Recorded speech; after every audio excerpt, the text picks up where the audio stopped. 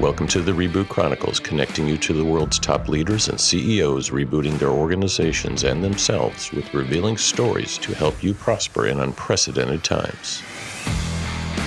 I'm your host, Dean DeBias, and as a serial CEO who's led dozens of companies that created thousands of jobs and billions in revenue, my passion is uncovering powerful lessons that can inspire you to reboot your organization, your career, and your life. Listen and subscribe wherever you get podcasts or at rebootchronicles.com. I'd like to welcome Matt Oppenheimer to the Reboot Chronicles. He's the CEO of Remitly, a financial services company with a cross-border payments app that enables millions of people to move billions of dollars around the globe. Since taking the company public, Matt has been on a global growth tear, expanding the company into a billion-dollar market leader with over 2,700 employees in 170 countries, sending over $50 billion between people across 5,100 corridors. And from what I've seen so far, Matt and his team are just getting started. Matt, it's good to see you. Thanks, Dean. Great to be here. Thanks for having me. Yeah, I'm always a fan of a founder that can, I think you're 14 years in, probably feels like 40, who can go from zero to you're way beyond $1 billion in your forecast now, and take the company public, what I call the brain damage phase sometimes, and keep growing. We've had other companies on that have done it, like Persistent Systems. Many of them have had to gone through reboots to get there, but you've been up and to the right, which is good. You know, starting out, this has all been a trip down memory lane for me. I actually started my career at Western Union, which back then was a telecom company, owned most of the satellites in the sky, had incredibly poor top management, but some really cool products. And later they rebooted themselves and noticed they had a money order business and started putting money into that, which is what they are today, one of your competitors, of course. So looks like correct me if I'm wrong, but the cross-border addressable market's about $1.8 trillion and a lot of competitors. Is that why you started the company? That's nice market to go after. Yeah, totally. And the answer to that is yes. And before I answer that, it's just so fun that you have, adjacency and experience in the space, Dean, and really excited to be on the podcast. So yeah, I mean, $1.8 trillion. I mean, you just pause and think about the magnitude of that number annually is sent in cross-border person-to-person payments.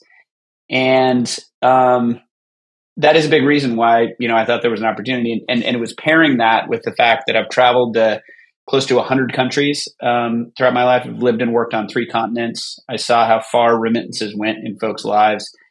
And yeah, you add it up. I mean, it's multiples larger than even things like foreign aid. So it's a big problem to solve, and we're really proud to have started to just scratch the surface in terms of solving it. Yeah, from what I know about the history, a lot of, I don't know if I want to call it corruption, but gouging was going on in that market, depending on which country and corridors you were talking about. But there's also, it seems like you have no shortage of competitors and potential partners, from Western Union to Walmart, to PayPal, to all the banks. Sometimes they're partners, sometimes they're not so friendly. And what kind of sets you apart from that massive group of traditional as well as all these upstarts that are saying they can do the same thing? Yeah, well, if you think about how most money is sent, a lot of it is sent, varies depending on the country and the corridor, which is the pairing of 2 countries, like U.S. Philippines would be a corridor.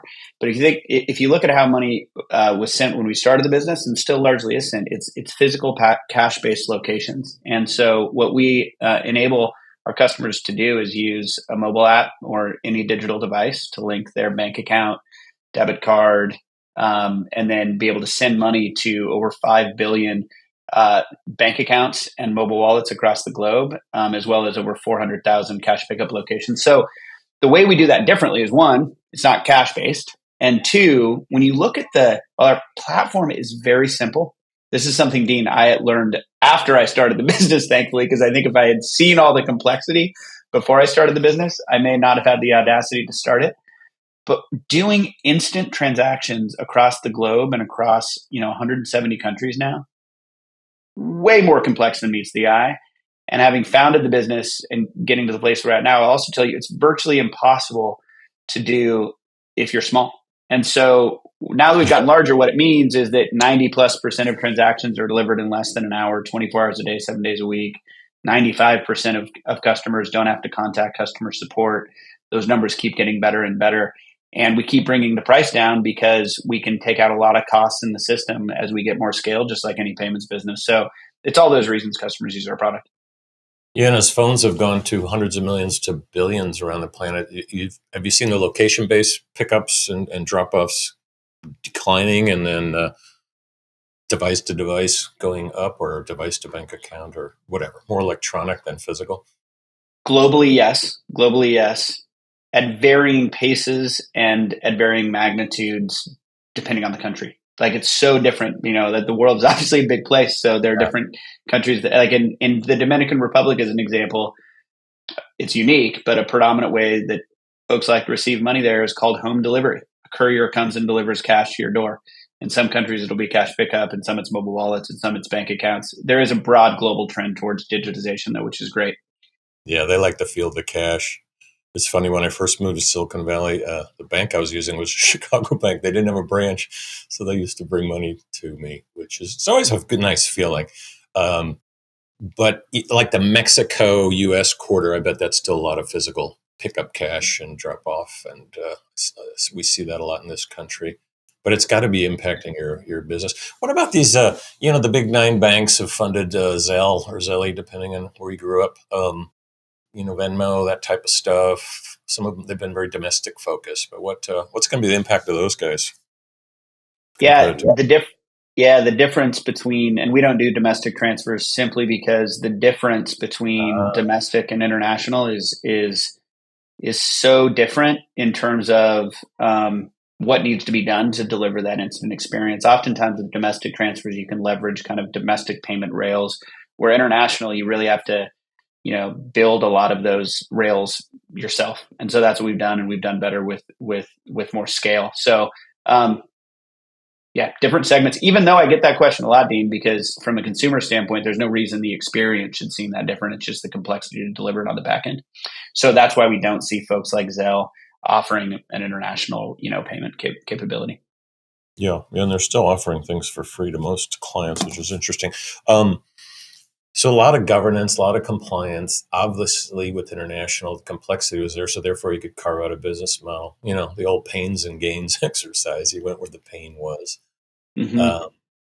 So people like Western Union say they're in every country on the planet. Are there countries you won't go into, like, I don't know, Iran, North Korea, those kinds of joints?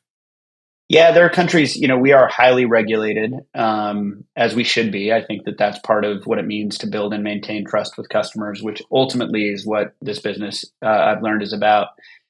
And as part of that regulation, there are certain countries that are on sanctions lists, or that we can't find partners that we trust to do identity verification and things like that on the disbursement side. So we are in 170 countries, but we're not in every country, partially for that reason. Yeah, 170. Still got a ways to go. Yeah, I get it. I mean, like in Mexico, you've got all types of outlets from Walmart to OXXO. You probably can't find that Mm-hmm. kind of consistent connectivity. In some other countries, you're probably going to be more mom and pop shop, which is how a lot of the Western Union ones started out. So I was just doing a little back of the envelope here, looking off camera with my pen. So if it is a $1.8 trillion market, I'm tagging your market share at probably 3 to 4%, which is great because you have nowhere to go but up. Is that right? Yep, just about 3%, exactly. Yep. So as a growth guy, that's a good story. What can we talk about your growth plans, growth innovation, how you approach it? What's it look like? What's next? What can you tell us about that you're working on? Yeah. There's lots of opportunity for growth in our business first, which a lot of companies, I think, kind of struggle with. Hey, where is there any growth opportunity for us? It's about where do we focus, because there's lots of opportunities to grow. And I break it out into a few areas. I mean, one is lots of opportunity to grow in the existing markets that we're in. And I went back to that trust component. Yep. There is a reason that people still send money via physical cash locations. And that is because they trust that local person or that local store in their community. And so the shift is happening, but the reason we're only 3% and have lots of room to grow in existing countries that we've been in for a long time is because we're still building that trust. And that's another benefit of scale, right? Because talked a bit about this on our earnings call yesterday, but there was a customer example that shared that she loved using Remitly with 5 of her friends who now use it. So existing markets is one. The second is new markets that we've launched. There's lots of opportunity in new markets, and that we've just recently launched though. And UAE is an example of that. Sub-Saharan Africa is an example of that. And then the third is what I'd call like adjacent new use cases we can solve given the platform we built. And so right now our product is used for individuals, but there's no reason we can't offer it to what we call micro small businesses. There are other companies that serve medium and large businesses, but if you think about sole proprietorships, really small businesses, there's work to customize our product so we can serve those customers better in terms of what we call KYB, know your business, as opposed to know your customer.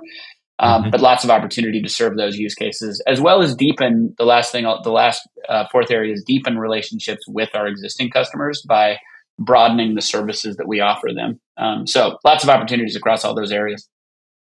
Yeah, it's a classical mix of, new products to new customers, which is the harder one to go into, and current products to new customers and markets. You can actually hit on all the boxes. I love SMB for you guys because the amount of the percentage of gig workers around the world, depending on how you count it, is over 40%, depending on how you're actually calculating it. So that's where a lot of the money is transacted. Do you see it from an e-com kind of platform? It's like, hey, I've got a site, I'm selling stuff around the world. Most of those people are using credit cards, but there's a lot of emerging economies where they're not doing that. Or is it more because some of that SMB is more in country versus cross borders? Do you see both? It's a wide range, but it is individuals who might have, that might be somebody who moved from the Philippines to the US and has like one or two either contractors or employees in the Philippines that they're, paying. And so when they're trying to use our platform, while it is the sole proprietorship owned by one person, when they get to the compliance section to fill out their information, instead of having a name and, address and social security number or tax ID, they need to enter in the business information. So it's those kind of very small businesses that we think we can serve well. Yeah. So that's why you called it micro SMBs. Makes sense. Exactly. You mentioned governance and compliance, or maybe I did. That sounds like a boring topic, and just handling it in the U.S. is one thing. You have to do that across 170 countries and varying degrees of quarter punctuality. How do you deal with that? I mean, how many people do you have just working on that stuff? Yeah, well, I assure you, it is. I view it as more exciting than boring. Although some may view it as boring. Our second hire as a company was our compliance officer, Smart. and came from Amazon, where he was compliance officer for Amazon Payments, and he was with the company for plus or minus 10 years. Our current compliance officer used to be the chief compliance officer for Google. So first is you hire the right folks. Second, as a technology company, it's really important to productize as much compliance as possible, which both decreases the risk because it's all centralized. We're not dealing with physical cash locations for when customers give us money.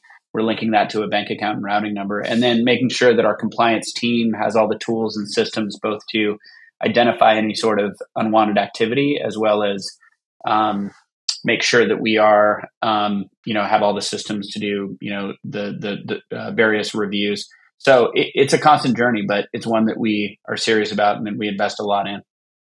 Yeah, and I called it boring just to kind of so everybody would just listen up because there's so many reboot lessons here about finding inside the boring zones, finding these opportunities to create markets, not just products and companies, but actually all new markets and ways for people to do whatever, commerce, creative things, all that stuff. And to your point, there are so many companies that have been started trying to help broadly e-commerce. We're a specific segment, but broadly e-commerce with both, fraud compliance tools. And, if you go to Money 2020, which is one of the bigger fintech conferences that happened this week, actually, a lot of businesses out there, to your point, are being built in the quote, like boring area of risk management, which is actually pretty exciting. Yeah, some of them are hacking away at it. I guess my point was if you didn't invest in that logic and Yeah, commitment in your culture right away, you probably wouldn't be $1 billion at this point. What about hacking, though? You totally. must get hacked.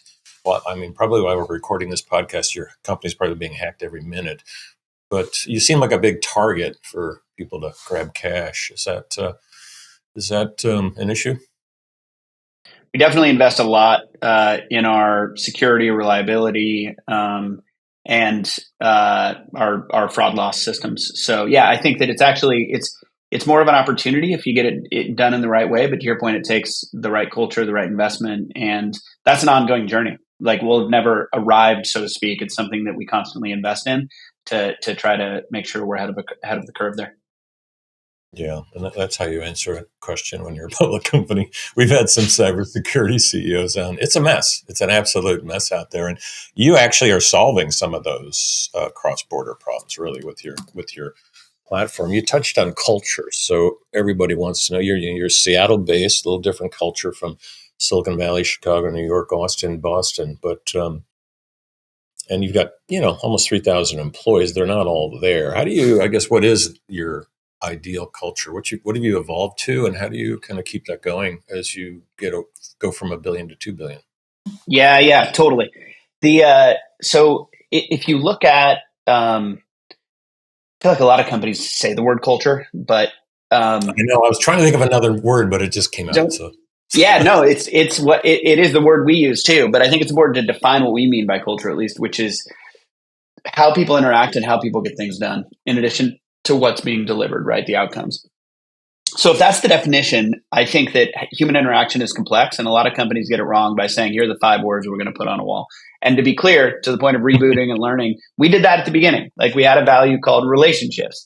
The challenge with a value called relationships, as opposed to now a more comprehensive list of Remitly values that you can see on our site, is the fact that if you put it to the test, the way I put it to the test is what I call the bookends. You integrate it into the performance review system and you interview it into the interview system and processes. And it was really hard in an interview debrief to say, hey, this person's really good or not so good at relationships. But it's more specific if you look at our values, is that's rebooted and evolved into things like constructively direct is one of our values, or be a compassionate partner is one of our values. And those are more concrete examples for the interaction that we expect at Remitly. And so for us, it's about defining the values. You can see those on our site. It's a longer list. It's about integrating them into those bookends. And then what I say is the magic in between. And then it's about refreshing those values every year or two, not having them be memorizable and always viewing them as a growth mindset. Like I work on my own development plan every year. I share it with the company. There's always a value or two that I'm working on. And so those are a few thoughts. I could talk a lot about values and culture, but it's a constant journey. And I think we've taken a slightly more intentional approach to it. amen. I like the refresh. That's good. Seems like you're very open, honest, blunt culture as well. But yeah, how to interact and how to get shit done is probably where it comes down. I'm glad you didn't mention the word family. People usually mention that culture, and I go, "Yeah, how did that go on your last layoff? Like laying Mm-hmm. off your uncle there?" So family's always an interesting one. You can act like one, but you're not a really a family. Mm-hmm. So many other things to get into this growth journey because as you go to 2 billion, maybe talk about your partner network, the value of the partner network, because some of the companies I rattled off are actually partners, not competitors. And how do you Mm-hmm. see that mix helping you double the size of this company? It seems like the partnership play is pretty important here. Yeah, yeah, absolutely. If you look at where partnerships come in across the kind of ecosystem of where we operate, we collect funds in about 30 countries. So customers can send from Europe, Canada, US, uh, Ah, 30 countries around the globe, right? And there are partners that are important. Like if you look at partnership with Visa that we've talked about in order to collect funds, a lot of bank partners to be able to collect funds. But we also separately, where we collect funds, are a regulated money transmitter. And so we do a lot. We've built a lot of our own infrastructure on the origination side. For the disbursement side, which is in over 100 countries, well over 100, is and that's in Philippines, India, Mexico, countries across Africa, Latin America, etc. We partner, to your point, with some of the names you mentioned. Like if you're sending money to Mexico, you can send it to a Walmart location. That's just one of many partners, but we have partners across the globe that enable us to send to those 5 billion, as I mentioned, bank accounts and mobile wallets and over 400,000 cash pickup locations. So partnerships is important for us. And I think as we've gotten more scale, we've gotten a lot of expertise on how to actually, forge those partnerships, do the integration in a way that's very customer centric, and deliver a service that's fast and at the right price. Yeah, because some of those. So back to Walmart. It's always fun to pick on the big dogs. They're a partner, but also intra US. It's a big cash pickup joint. I've picked up money at Walmart before for things we've sold on. We were moving or something, and the guy's like, "Well, I'll send the money via Walmart." I'm like, "What?" And Mm-hmm. sure enough, they gave me a wad of cash. I didn't even know they had that business. But this co-opetition thing is interesting. But so you're 170 countries, 30 are really the originators. Is that because that's more the economic channels? That's where the money's being accumulated and then sent to places either where they came from or what? I mean, that's how Western Union in Mexico works mostly. A lot of it's southbound traffic versus northbound. Is that still playing in your algorithms now? Yeah. A lot of, if you look at our core service, it's folks sending money mostly from developed countries to developing countries broadly. And Makes sense. um, the reason that it flows that way is, you think about like a Filipino who moves to the US, and part of the reason that our customers have moved to a new country is to build a better life for themselves and their family back home. And so our customers make these inspiring journeys, and then they use the term duty, obligation. People are sending to their family members, their parents that they're away from, their kids that they're away from, their close loved ones. And it's for basic living expenses oftentimes, or it could be for you know university tuition, a wide range of things. So that's why the money flows there, and the stories behind our customers' journeys and the impact that remittances make are just unbelievably inspiring. And you see that mix changing over time as you look out the next 5 years and how you want to grow more originating countries or intra country. Um, I think, I think our vision is really to transform consumer cross border payments, and so I think that it can be expanded beyond developed to developing countries, and the infrastructure we built enables us to do that. Yeah, and SMB wouldn't hurt that as well. Mhm. The What's been some of the biggest challenges you've faced? I can almost rattle them off from a PowerPoint deck. I mean, you've probably seen it all over 14 years. But yeah, what's been your toughest? Yeah, so many. I would say a couple examples come to mind, and this is true for any growth company. And you know that, Dean, from your experience too, in terms of various growth companies you've been part of. But I think that in the very, very early days, I started the business after living in Nairobi, Kenya, and I saw how far M-Pesa, which was one of the mobile wallets there, had really transformed domestic financial services. So moved Right. back to the US, got a license first in the state of Washington because you have to get money transmission licenses in pretty much every state individually. And we offered a product to send money to, we chose the Philippines first as our market because It's a it, good one. for a bunch of reasons. Yeah, it was our first country. And so and a Smart. lot larger and more expensive than Kenya. And we said, okay, well, the vision is going to be sending money from, bank account or debit card to a mobile wallet. And we partnered with a mobile wallet there. Um, Nobody wanted to use it. Like nobody used it because the market had just not had mobile wallets adopted. And I remember, my co-founder and I kind of seeing that a little bit in Washington. We set up like a physical location to actually interact with customers that was outside of like a old school legacy remittance provider.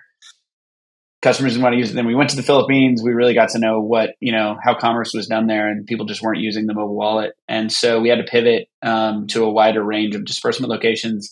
But those pivots were hard because the whole pitch and vision of the company those early days were, hey, send money from a mobile phone to a mobile wallet.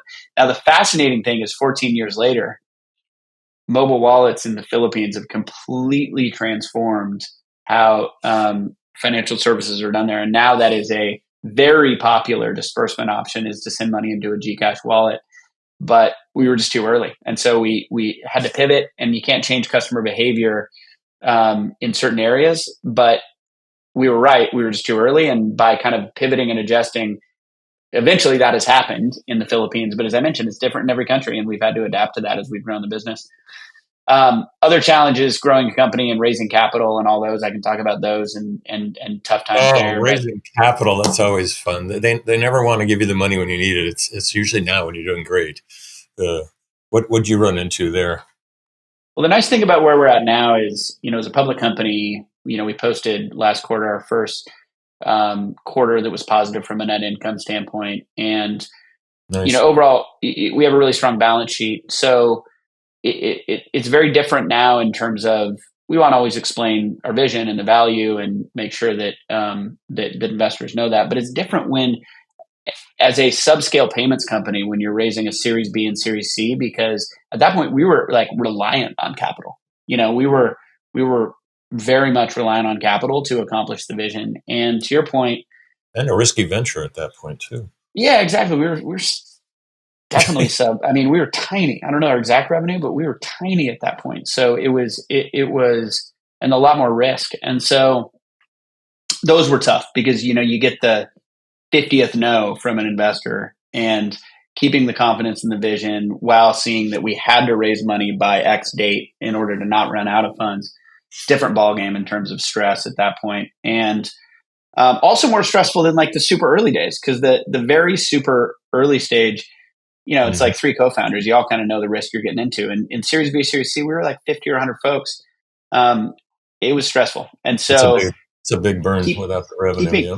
yeah, keeping my head on my shoulders, and maintaining that confidence, maintaining the focus on the longer term vision, because investors can kind of, at that point, I remember if I showed a sniff of fear, then it was investors can pick up on that. And so just staying grounded, having an amazing team around me, and then just perseverance. I think that's an often under appreciated entrepreneurial trait. Some folks think it's all about the idea. A lot of it is grit, tenacity, and perseverance. Something that our customers have that I'm very much inspired by. Hmm. I needed that in our Series B, Series C kind of phase, because without that, I don't think we would have gotten those fundraisers done. And since we've gotten them done, had the capital, it's been a great, return for those investors, and it was critical for us at the time. Yeah. Sounds like you led through some tough times. How would your folks describe your leadership? I don't want to use the word style, but just your approach to growing the business. I would say one of our values that was in our last, we call it refresh, but for the purpose of this podcast, because it is the reboot of our values, we added a value called lead authentically. And Hard to I do think sometimes. that, yeah, I think that's a key part of my leadership style. And we actually removed a value that was be transparent, which I think authenticity and transparency are different. And authenticity is something one can live up to as a leader. Full transparency, not just for CEO, for everyone. You have to use judgment in terms of what you're sharing, not only for managers, for people on the team. And so I I would say authenticity, lead authentically, is probably what some folks would say. And having a growth mindset and owning when I've made mistakes and can and need to improve, because I make mistakes a lot. Yeah, and as a CEO, some of us have run private companies and then transformed them into public. What was your biggest aha challenge that was a big shift for you personally? What was that like? What'd you learn? Yeah, I think not all private companies and not all public companies are the same. And what I mean by that is, for a closely held private company that had, three investors, closely held investors, very different than where we were at. We had raised hundreds of millions of dollars over, I don't know, 8+ rounds probably. And so there was, people didn't call it investor relations, but there was still a lot of like work that I put into making sure I was communicating and interacting with our investors, private investors, but investors in a thoughtful manner. And actually, if you go back to the very early days, unconventionally, when we raised even like a seed round, I would send like a uh, quarterly like newsletter to our investors just to keep them informed. And so I think that in that respect, when we went from being private to public, there's still investor interaction, investor relations. I'd say the biggest difference is there's just a lot more structure to being a public company. You have a quarterly earnings cycle. You talk to investors during the open period after that. After that, it's you can't chat with investors, so it's 100% heads down. It's still pretty heads down even when it's during that open window of being able to chat with investors. But that cyclicality has pluses and minuses to it. But it's just a different type of investor relations, even though people don't call it investor relations as a private company. I think it's actually really important as well. No, I like what you did there. That's pretty core Reboot advice. It's like act like a public company long before you are, even if you never are, because some companies really shouldn't go public. But if you act that way, Totally. not maybe the expense side of it, but yeah, it kind of paves the way. Any quick advice you give to people that want to come work for you? Any quick advice? I would say one would be look at our values and make sure they align with who you are as a leader, and that you can add elements of where we can do better in some of those areas, but they resonate. It's probably the right word. And I would say that Remitly is a place that like our values are in no particular order, but customer centricity is number one, and accept that. No particular order, except customer centricity, which is number one. And so what I would say is there's a lot, different companies have different things that motivate the team and the leadership. And I do think there's an element of authentic care about our customers, who they are, what their journeys are, the impact the service makes in their lives and their families' lives. So the advice I would have is have a connection and passion for the mission that what we're on. I like it. Thanks for joining us today, Matt. Appreciate it. Thanks, Dean. Great to see you. Thanks, Matt. You've been listening to Matt Oppenheimer, who is the CEO of Remitly. This is Dean Tobias with the Reboot Chronicles. I want to thank you for joining us, and we'll see you soon. Listen or subscribe wherever you get podcasts, or check us out at rebootchronicles.com.